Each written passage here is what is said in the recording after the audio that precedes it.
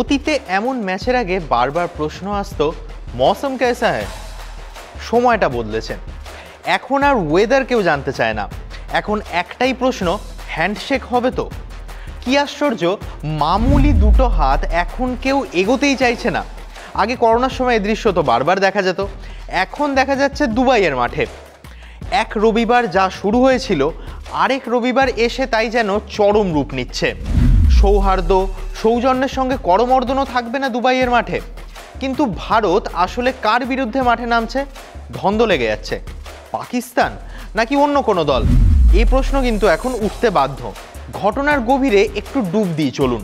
ওমানের বিরুদ্ধে গ্রুপ লিগের শেষ ম্যাচে ভারত যে জিতবে এ কথা জানাই ছিল, হয়েওছে তাই। কিন্তু টুইস্টটা শেষ মুহূর্তে। ম্যাচের পর সুপার ফোরের মহা ম্যাচ নিয়ে জিজ্ঞাসা করা হয়েছিল পুরস্কার বিতরণীর অনুষ্ঠানে। ভারতের ক্যাপ্টেন সূর্যকুমার যাদব প্রতিপক্ষের নাম এড়িয়ে গিয়েছেন।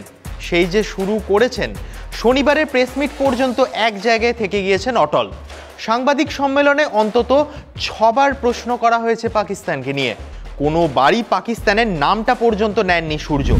বোঝাই যাচ্ছে হ্যান্ডশেক পর্বের পর প্রতিপক্ষের বিরুদ্ধে এই যে খেলা, সেটাকে যেন সেকেন্ড লেভেলে নিয়ে চলে গিয়েছেন সূর্য।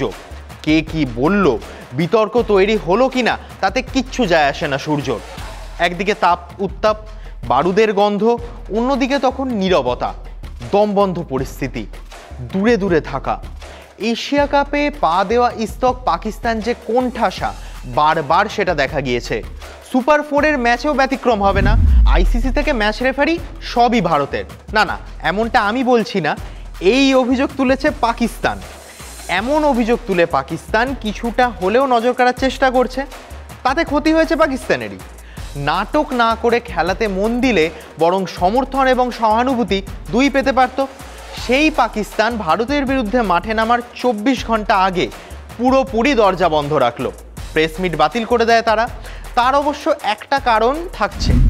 শোনা যাচ্ছে গত রবিবারের মতো আজ, অর্থাৎ এই রবিবারও ভারত পাকিস্তান ম্যাচের রেফারি হিসেবে দেখা যাবে অ্যান্ডি পাইক্রফটকে।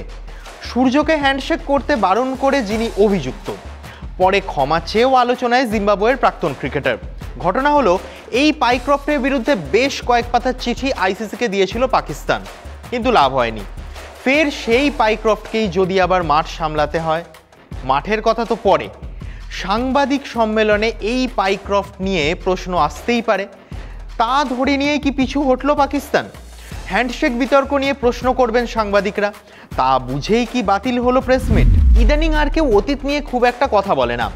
ভারত পাকিস্তান ম্যাচের স্ট্যাট, সেরা ক্রিকেটারের রানের ঝুলি, বিষাক্ত বোলার কে হবেন, এসব নিয়ে চর্চা নেই। এশিয়া কাপের মাঠ যেন অনেক বেশি সম্মানের জায়গা। পাকিস্তানকে দুমড়ে মুছড়ে দিতে আবার মাঠে নামতে চাইছেন সূর্যকুমার যাদব, গিল, অভিষেকরা। এর মধ্যে আবার খবর, ওমান ম্যাচে বিশ্রাম পাওয়া বুমরা মাঠে ফিরছেন, তরতাজা হয়েই নামবেন রান আপে। ছন্দে থাকলে তিনি একাই শেষ করে দিতে পারেন পাকিস্তানের ব্যাটিং লাইন আপ।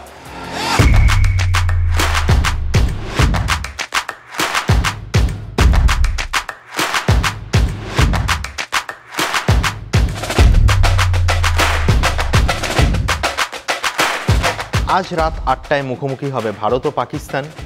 দুই দেশের অধিনায়ক আবার মুখোমুখি। আগের রবিবারের পর আবার একটা রবিবার। টস হবে, দুজনেই সিদ্ধান্ত নেবেন কে আগে ব্যাটিং করবেন, কে আগে বোলিং করবেন। এই ম্যাচে কে এগিয়ে, ভারত না পাকিস্তান? হ্যান্ডশেক বিতর্ক কি এই ম্যাচেও দেখা যাবে? ভারত কি এগিয়ে যাবে নাকি পাকিস্তান নিজেই হ্যান্ডশেক করতে এগিয়ে আসবে?